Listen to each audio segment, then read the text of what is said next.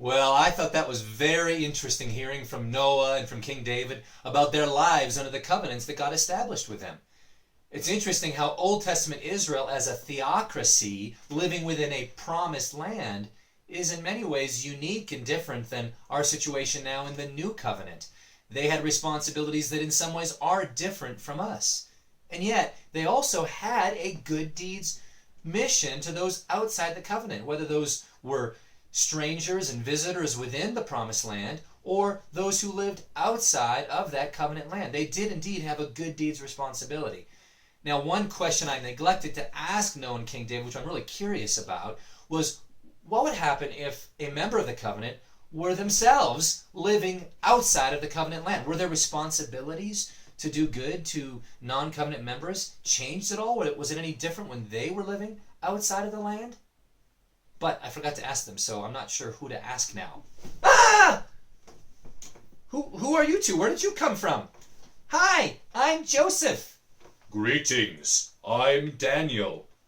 Wow, where did you two come from? Well, you wanted someone to help you answer the question of the responsibilities of the old covenant members when they were living outside the promised land, and here we are. Okay, so you two can help me answer this question? Can we ever?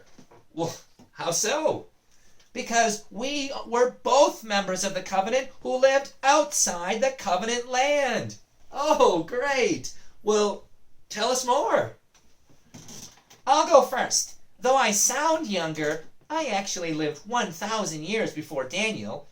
Originally, I did live in the promised land with my dad, Jacob, and my 11 brothers. But my brothers ended up selling me as a slave to Egypt. That was a bummer. But the Lord was with me, and I knew I had to be faithful to the responsibilities He'd given me. First, I knew that under the Noahic covenant, I was responsible, along with all people, to bring a blessing to the society that was around me, to promote general human flourishing. So, since I lived in Egypt, I wanted to bless the people of Egypt and the culture around me. Second, under the Abrahamic covenant, I knew I was responsible to honor the Lord in every aspect of my life, including in how I treated and served the Egyptians around me. I knew I was called to be in the world of Egypt, even while not being of the world of Egypt. That's a very helpful way to put it, Joseph. In Egypt, I ended up becoming such a blessing to my owner, Potiphar, that he made me the head over his whole household. Unfortunately, Potiphar's wife tried to get me to sleep with her, but there was no way I would dishonor either the Lord or Potiphar by doing such a wicked thing. The result was that Potiphar's wife framed me, and I ended up in prison. But I knew I had to honor the Lord no matter the cost. Amazingly, later the Lord brought me out of prison and caused me to become Pharaoh's second in command, ruler over all of Egypt. Now I had power and influence, but I continued to use my life to honor the Lord and to serve the people of Egypt, blessing them as a nation with my wise leadership. Under my leadership, we gathered large amounts of food during 7 years of abundance. Then, during the following 7 years of famine, the food I had stored kept many Egyptians from starving. In fact, the Lord also used me to keep my own family from starving. In all that I did, I was faithful to the Lord, even while using my governmental position to bring all sorts of blessing to the people of Egypt. Wow, that is so amazing, Joseph. You really are a great example of an Old Testament believer using their life to do good to all people, to do good to all the people around you. What a wonderful example.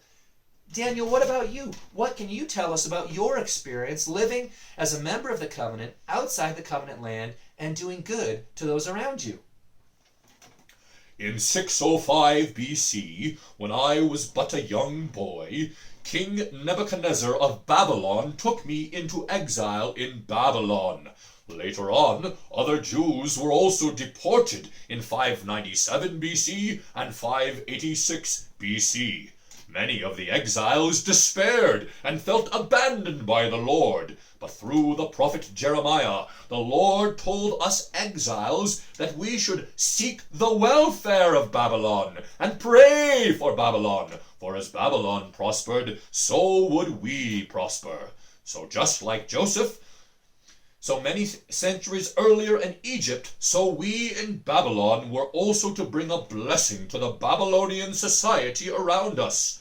Though the Babylonians were not members of the Abrahamic or Mosaic covenants, we were responsible to extend God's mercy and kindness to them, seeking to bring a measure of human flourishing to that culture. I was especially well positioned to do this, since I was a servant of King Nebuchadnezzar. Like Joseph in Egypt, I ended up blessing and helping my master Nebuchadnezzar so much that he eventually made me his ruler over the whole province of Babylon.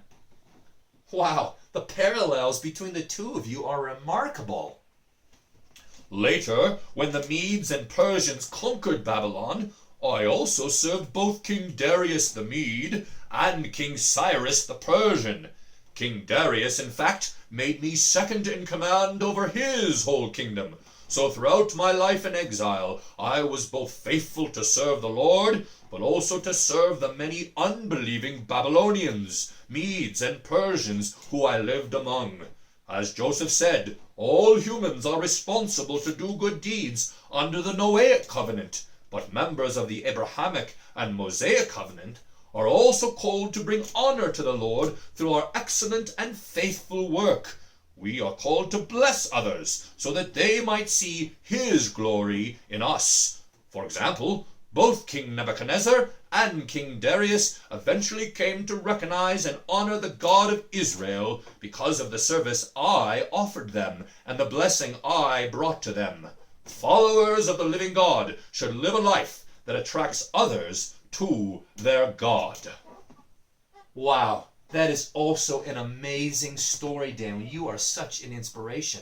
What a great example of the priority that believers in the Old Testament were to give to doing good to all the people around them.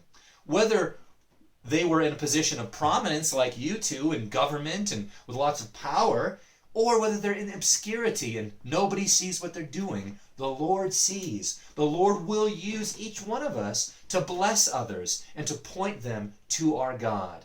Wow, well, you two came around at just the right time. Just when we needed an answer to this question, you two showed up. So I'm so glad you came today. Thanks for helping us to continue to learn more about the good deeds mission of God's people.